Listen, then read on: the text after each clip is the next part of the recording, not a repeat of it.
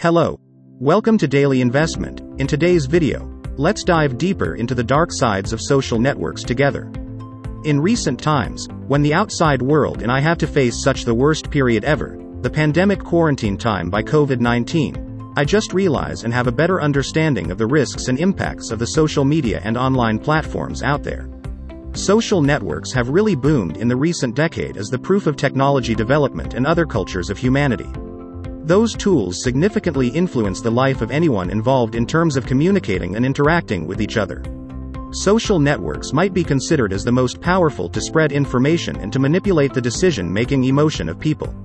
Maybe it's not kind of over when we compare our world now with the blockbuster The Matrix because it's a programmed world as our future life and world would be. When you come to social media, you are tracked at first, and when you get addicted to those online platforms, it's the same with connecting with using drugs and cocaine. It's true because there is research showing that when you get exposed to social networks or more generally, any activities related to your phone, it generates dopamine. This chemical makes you feel better and higher, and it's proportional to any addictive activities. That means when you experience something at once, it relates to a certain amount of dopamine, but for the next time and other times, you need a heavier amount of this to satisfy you. And when it reaches beyond a certain limitation, it finally becomes an addictive drug like cocaine. And to get rid of it, it's another story that's harder and more different than you expected. All of those strictly come from the behavior of users of social media. For example, social media is a tool making us dependent on words and comments from other people. Here, relate to the Facebook user. Whenever you decide to change or upload any photo of yourself, at the moment it goes public, your emotion and thinking would fall into the vulnerability of what other people think of them. Think of your image. You can eat for yourself, your image, you live for others' looks. And it's obvious that you really care when people hit like of your posts or any post you're tagged in. The impact on your emotion is not temporary due to the working mechanism of these platforms. It would last days, weeks, or even years, and whenever anyone reacts to it, it pops up again. If the photo or the post is positive, you can slime again, but it's not. Your negative feeling would be a circle and you could hardly get rid of it. Facebook or any social media is a wide network of users, so it comes with what we call social media depression. Everyone in that net would see the lives of other people and they compare their own lives with ones of highlights of others. Any comparison is the beginning of negative feelings such as less satisfaction, sadness, depression, and self-deprecation. Children are the most vulnerable ones who are easy to be attacked by social media, as mentioned above. Like addictive tools, some children are so young to relate to this when they are not mature enough to defend themselves. Even adults usually cannot control it. How could we ask a child, right?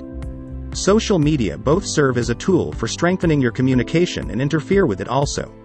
How's that possible? I think it's unnecessary to talk about how convenient and supportive social media is in terms of communicating with each other and the rest of the world, right?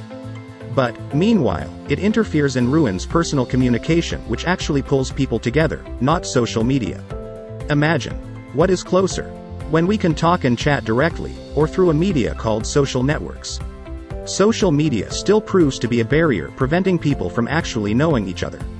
What we see is indirect, and it could totally be faked. The more we depend on this media as a tool of communication, the thicker this barrier becomes. Social media is a virtual one. It could be pinky and perfect as long as the creator wants to. In that world, the truth and the fake news could be mixed at any time to intentionally manipulate people's emotions and thinking. It becomes easier with what we call influencers, people with thousands and millions of followers on social platforms. Some people could say that they're lonely and social media is the only tool they are paid attention to. But the point is, it's still a virtual world, and the value it creates to make you feel better is virtual too. People even get married on social media and cherish the values that do not even exist. Let me clear this up. Even the world you see and interact with probably isn't real, and the things on social media aren't real either. Everything on social media must undergo a series of editing, and they are intentionally created to cover the unsatisfying points and bad sides. It only reveals the best things and the most beautiful side of any picture posted. As a result, the final one you see is not the original one. It changes its face to the whole new one. For any purposes, it makes people fall into the world of virtual and unreal perfections. What was the reason? You're jealous. You are influenced by the glamorousness of social media and you look at it as a mirror to look down on yourself. From the inside, you feel insecure whenever you see others better than you at certain points. That inadequate feeling is the cause encouraging you to show off yourself to compete for the same status.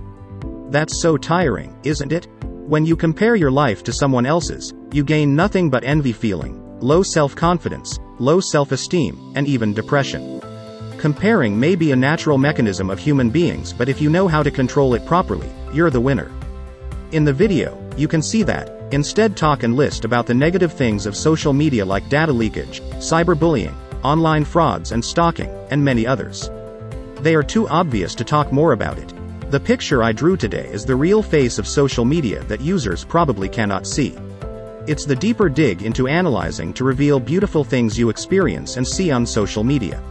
Social media is a massive world. It cannot be taken away from people. It will surely continue to grow and impact people's lives.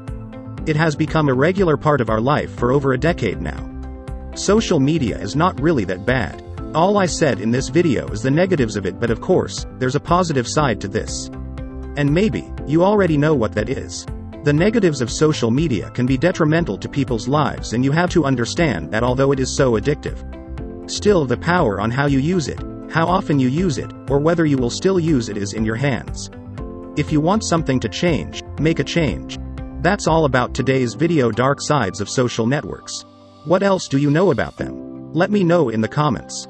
If you're new, don't forget to subscribe to the channel, turn on the bell to get notified of the newest videos.